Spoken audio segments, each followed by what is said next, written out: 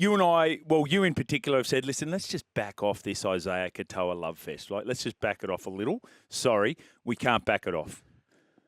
He was extraordinary last night. Now, as hinted on this program a few weeks ago, State of Origin 3, he's in camp. He's in camp? He's been pulled in camp. He's 100, yeah. Wow. Just for the experience. Yeah, I think so. Nathan will play. I think that's correct. I was texting people during the game, and I feel like I'm texting people constantly when he plays. Yeah. It's the only game. He's the only person I'm doing it for. I'm not texting it. Like, I'm asking questions. And I went, and this is heavily bruising and throwing names out there. But Joey was our assistant coach at. Sorry, mate. So I know. You can bring all your Willie Masons you like. Yeah, I know. I throw out heaps of Willies, but when you throw out Joey, and that's why I was preparing you for it, right? He was my assistant coach at Manly for 13, 14, 15. Right. Not mine. Our assistant Your coach. personal coach, Scope. You just run that line, buddy. He worked with the halves. I'll get it out eventually. And I know how much he thinks of him. And that's the point, right? So I've seen him on the Footy Show a number of times. I've seen Matty talk about him on Fox. Yep. And I've texted him a couple of times during games, and I was like, mate, this guy is just out of this world. And everyone you speak to, and we do the shows together so much. I mean, we even talked about it last week. We don't want to talk about him anymore. Yeah, we pulled back a little. Pump the brakes. Jeez, he's so far advanced. I would be cautious and hold off one more year. But if Laurie decided to pull the trigger and start him over Adam Reynolds, even the guys that they got there currently. Oh, hang on. I know it's a big statement, but well, hang on. You're talking about Nathan Cleary or Jerome Luai? I'm talking about Jerome or Matty Burton, the next two guys up. Right. Like you're talking about a 4-time premiership winner that's played really well at State of Origin in double-digit games. Mate, he's just so good. And I understand the hesitancy from everyone to declare that because of Jerome's resume. Yep. And because of even Matty Burton's resume. He's been around for a long time, done it, a really good 6. But, geez, I can't see a world in which he doesn't put his name in contention next year. I can't not see. Even though it's that argument that you go back to at the start with Mitch at the start of the series where you're like, oh, can it work? They're two halfbacks or what? Yeah. Geez, it looked all right in game 1, looked really good. And they're different styles, and we haven't seen a whole heap of Isaiya Katoa in the 6 jersey because that's what he would have to play with Nathan. Yeah. But we have seen a little bit. He did play a little bit of 6. He played with Sean O'Sullivan at times in the 6 jersey before Cody Nikorima had sort of cemented that, and Wayne was kept on sort of swapping and changing combinations up there at the Dolphins for a couple of years. He put him in reserve grade. Yeah. He put him in back to Q Cup for a couple of weeks. Couple of games off the bench. Yeah, a couple of games off the bench. So, look, I know it's a huge statement, and I don't say it lightly, but I'm just every time even the pressers in the halftime interviews are he just ticks every single box. He's a 50 gamer. He's the captain of the club and the only reason he's the captain of the club is because they have close to 3 or 4 either international rep players that aren't playing. In the middle. Who would be setting a platform up. So all those people who say, you got to go easy on the halfback because they haven't got any forwards setting a platform for them. Well, Isaiya Katoa has got, with due respect to who's there, not as good a forward setting a platform as he could have in that Dolphin side. So he's what you describe in America as a franchise player. Big time. Right. Big time. Next year, here's another one for those forwards. This year, he's paying on $250,000 a year. Right? Well done, Dolphins. Next year, he starts a 3-year deal at $650,000 a year. That's just say, way unders. And we might ask Mal next Thursday, if the Perth Bears were able to, what's his market rate right now to be a franchise player? Starts at 1.2 per season. Yep. Starts at 1.2. Totally agree. And I want him to be a lifelong Dolphin. You're right. Okay. I want him to stay at the Dolphins for his entire career. The Dolphins have to act then. Yeah. The Dolphins must act. Look, I know that. I'd imagine they would be. And his management would know it, and he seems like a pretty smart kid. He's got a great head on his shoulders. He speaks really well. He is perfect. He ticks every box. Yeah. So Hamiso Tabuai-Fidow puts his name in lights, 4 tries in his 100th game, and everyone started thinking, wow, who do we put at fullback for Queensland? And a lot of what Hammer does is off the back of his halfback. So for Queensland, your fullback is, in the absence of Kalen Ponga, out for 6 to 10 weeks. Reece Walsh. Right. Here's how Queensland win the third Origin game. Look, there's not many ways. New South Wales, you probably think, oh, they could do that, they could do this, they could do that. Here's how Queensland win it. That Reece Walsh has a try and 3 try assists and plays superbly. Everyone talks about rocks and diamonds. If he gives 80 minutes of diamonds, Queensland can win that game. Yeah, I agree. Yeah, the best version of Walshy. That's how they win. Mate, this little spell could be a blessing in disguise for Walshy. You know, the missed time and the injury and Kalen playing through that and you know, Kalen playing a little bit busted. I'm adamant he was busted, you know, leading into the injury. He missed, you know, Adam O'Brien rested him after the Dragons game. He's been carrying something for a while. Yes. Sometimes you forget that, like when you start, you know, we understand it because, you know, you're in and around the game. Sometimes you might even get a little rumour here and there. But, you know, the average fan doesn't necessarily realise what some of these players go through. And, man, it sucks that KP is it looks like he's re-aggravated that Liz Frank, but it's a great opportunity for Walshy. Did Josh Addo-Carr step on the sideline? Oh, I think so. I'm not 100%. Jimmy, I'm not 100%. That flag going up. He was confident. Good on him. Huge call. Got to make it. Determines the outcome of the game. I don't... Determines the outcome of the game. Jimmy, I don't only think that Para win that game. I think they win that game 13+. Right. But they were blowing them off the park, weren't Dragons they? were gone. Right. They were gone.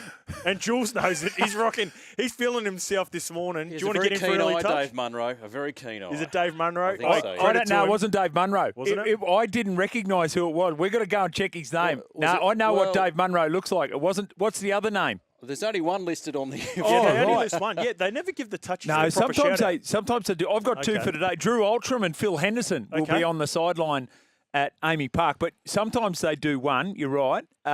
What do you think? I think he put his foot out. So do I. I think he's put. But here's the tough one, and I totally agree. I went, Parramatta's going to blow them away, and we've got Dave Klemmer coming on. 250 games for Big Dave Klemmer. So we've got. He's been awesome too, Clem. Not only because he's coming on, he's had a big 4 or 5 weeks. So everyone says, why don't we let the referee decide that? The sideline official does not know that is going to result in a try. People say, we'll just send it upstairs. He doesn't know that that's going to end in a try. I don't care if he thinks it's going to. If he sees it and he's willing to make the call, he's got to call it. And you live and even if he gets it wrong and he calls it, like you understand, it's like anything. There's going to be blowback.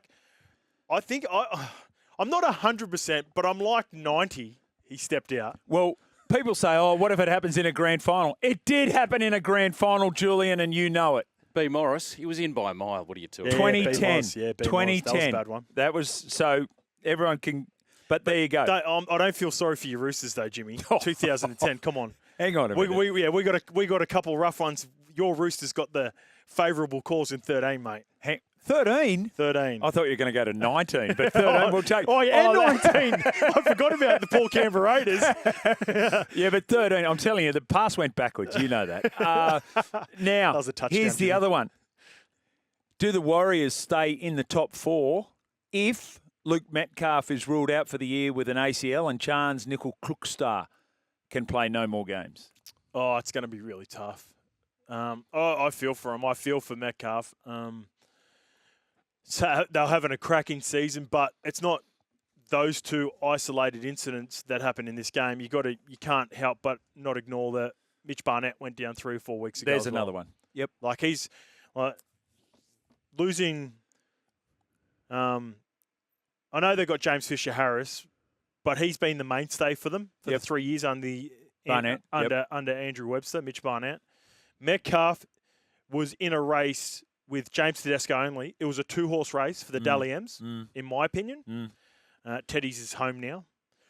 And Chance Nickel-Klogstad, I've been a huge fan of him for a long time. I think he's super underrated, and he has been cleaning up everything for him. And they still managed to have 3 or 4 try savers in that game as well. That was extraordinary. The Broncos could have won by another 24 points. Mate, I think Tomato Martin on Reece Walsh straight after half-time. Yes. Rog in the corner on Katapani should have had 3. Yeah. Like the desperation, and they'll find a way. I think it's going to be hard for them to maintain the top 4 position because the team that's chasing them as well. It's the Brisbane Broncos. They're coming. They got him in that game. That was a 4-point swing. Yes. And they are the most likely. What about the Penrith Panthers? Can they win the competition from 5th or 6th? Or 7th or 8th? There's no way you can't declare that they can't do anything after what we've seen after the last 5 years. I actually, picking a scenario where it happens is that they're locked into 5th or 6th and Ivan can rest who he wants, round 27. So then you've got them coming off a freshen up. That would be disgusting for the rest of the top 8. Yeah. What about not Paul, but, the Canberra Raiders and, the Bulldogs? It's, been down in the dumps now for a couple of years. They're finally starting to have a good couple of seasons. And they string it together and they finish 1st or 2nd. And they get a week off. And in a preliminary final, one of those two have to deal with the Panthers. You're kidding. Yeah. That is disgusting for whatever team would have to face that. And you know where the Dogs would have to play it? At Accor Stadium, which is where the Panthers have won. Where they win their grand finals and prelim finals. That's like their second home ground. Exactly. They play more games at Accor than CommBank. It's better than their current home ground for them. Incredible game on Thursday night. Basically set the standard for the season. Right, and set the standard for everyone else. An 80-minute effort from both sides. I don't even think that the Melbourne Storm, who we see in action today, have put together an 80-minute effort this year. No way. No. The Melbourne Storm have been, my biggest criticism on the Storm. I still think, top to bottom of the roster, 1 to 17, even 1 to 25. They're the best team in the competition with all the every little team has a little thing, like there's a little chink in the armour for me. The only thing for the Melbourne Storm is just how sloppy they've been at times. Especially if they can get their Will Warbrick back on the wing with Xavier Coates. Any update there? HIA. Yeah, I know. Every time we see concussion. him sitting in the stands, you're like, what's going on there? Yeah. But quickly back to the game. It's the best game I've seen in a long time. It was just desperation. It had its own little narratives. I thought the battle between Casey McLean and Stephen Crichton was awesome. Wow. He's just turned 19. He's just turned 19. Mate, we were calling the game on Friday night, and we had the pleasure of having Peter Walsh, the assistant coach for the Penrith Panthers, in. Where was he sitting? Because I heard a little bit of that. Was he down on the ground? No, he was with us. He was next. Yeah, we've only got a small little box there. Okay, he had a different headset on to you guys because it sounded like he was somewhere else. Like, anyway, sorry. Yeah. So, Wal was with us, and, I think we might even talked about it pre-game, but the improvement from their left edge. Like, look at their left edge at the Penrith Panthers compared to their right. So I'll start on the right. Let me know if you've heard of these names before. Brian Toto, Nathan Cleary, Liam Martin, and Isaac Tungle. Even Isaac Tungle, he's probably the least well-known player out of all of them, but what an edge. Now, I'll flip you over to the left. Yep. Starts off at Luke Garner on the edge for Scotty Sorensen, who's missing with his suspension. Yeah. Blaze Talangi, Casey McLean, and Milky Jenkins. Oh. Milky Jenkins has become, I think he's been their most consistent outside back all year. Okay, well, we had him on the program on Thursday. It was such an exciting time. How was he? Good? Oh, world class. Yeah. Mate, Ron Massey at the start of the year. You know what he said? I said, your Instagram page, it's just your profile. It's just got scientists. He goes, oh, does it? Yeah, I had to put something, so I put scientist. It was the craziest answer. I'm like, fair enough. Yeah. Mate, goes up to Newey, only plays a handful of games, comes back down. Ron Massey at the start of the year walked away from a contract too. I didn't know about that bit. Yeah, he did. So Peter Wallace told us he walked away from contract. Yeah. They were the reason I had Panthers not making the 8. That edge. Yep. Because I was like, they're too young. They keep making mistakes. Ivan's getting frustrated with them. They'll swapping and changing a few times. Alamotti would come over there on occasion. They, flip Brian Toto over, I think, to try to fix it up for a little bit. He does his hammy. there might have been one more player that was sort of thrust in, or Luke Garner was started playing centres at one point to account for what was happening on the edge. And their last 3 or 4 weeks has been so impressive, and it's the reason they're now on the 8, and they're the most dangerous team in the competition. Sorensen to come back, and then I think Blaise Talangi, when his ball running has been absolutely. It was superb in that game against the Bulldogs. Game 250 in the National Rugby League for Dave Klemmer. 19 Test matches and 14 Origins for New South Wales. It was a good win for them. Happy to say that Dave is on the line. G'day, Dave. Hey, boys. How are you? Yeah, really well. More to the point, mate. How are you? How'd you pull up after that win last night? Oh, feeling old this morning, mate. Feeling old this morning, but it feels a lot better when you get a win. I haven't won a milestone. I lost my debut 100, 150, 200. So it was nice to finally get a win on a milestone. Well done on that one. I tell you what, it got a little tight there too, Dave, but we'll talk about that. Just on that, physically, how do you go in this day and age? I'd imagine the recoveries are very different to when you first started in the National Rugby League, but how do you go about looking after the body, making sure you're right to go week to week? Oh, it's definitely changed since I began to be going out, having a few beers and enjoying yourself. And if you do that now, it sets you back a couple of days just because what they need from you from training and the standard they want to set. So there's a couple of saunas, ice bath, go take the kids for a walk, and get yourself right and get a WD-40 out and put on the joints. Hey, Dave, Justin Horo here, mate. Speaking of setting the standards, I feel like that that might have been a big part of the reason that Flano's brought you in for some of these younger players here at the Dragons. But tell us about a couple of the youngsters coming through. I know. A couple more got banged up. I'm talking about, Toby Couchman, Hamish Stewart, Dylan Egan. It feels like there's a good young crop of forwards coming through at the club at the moment, mate. Yeah, hey, Scope. Mate, they're kids that love playing rugby league, mate. They love their footy and are very passionate about the club as well. So, when I first got there, I was probably the old head, but they welcome you and very respectful kids and they just love their footy and playing for each other. So, it gives you a bit of a spark going in there to compete with these guys and play for them as well because, they're not shy. They'll tell you where to go on the field or what they need from you, which is good. That's what you want as an old guy. That's a standard they want to set. And these guys have got big futures, especially Hamish Stewart. Obviously, Dill Egan's injured at the moment, and the Couchman boys are outstanding. And then you got Big Loco, the big fella. He's a handful and it's exciting, mate, especially for me, like a bit older and coming in there and training with these guys and playing with these guys. It's been awesome. Mate, you're a little bit older and you're punching out your 250 games. They're all getting injured around you and you got to punch out 63 minutes last night. What are the young, maybe you need to give them a bit of that WD-40, mate. At a point there during that game in that second half, I was looking around. I was like, "Where's the hell? Where's it?" was like mash. It was like mash. That was good. That was good. Hey, what about the thoughts during the course of the game? You guys skip out to a really nice lead, playing some really good football. Everyone feeling good about it. Probably halftime's the worst thing that you need, but then Parramatta storm their way back into the game. What's the talk on the field when those things are happening? And what was your take on the no try ruling for Josh Addo-Carr stepping into touch? Yeah, I think that's probably been our fault this year, just switching off in certain periods in the game. I feel like the last couple of weeks, especially that Sharks game, same thing, lead at half time and they sort of strolled back. But I think we're obviously frustrated at a point, but we all triggered back to the stuff we're trying to work on and let's get back into the game. I don't think we got into their half until really, really late. So we hung in there, we defended. We could have, we normally lose those sort of games, and we found something and we just kept turning up for each other, which was a real positive sign for us. So when we do get in those situations, we know we can get out of it. On the try, as I said, I'm getting older. My eyesight's not too well, but I thought he was. I thought he was in. I thought he was in. Wow. Hey, that's the official, mate. So I'll just take the official call. So yeah, look, you got a couple of sort of veteran players there with you as well, Clem. You sort of. Come over, I think it was after pre-season, wasn't it, mate, or a little bit, at the start of the year.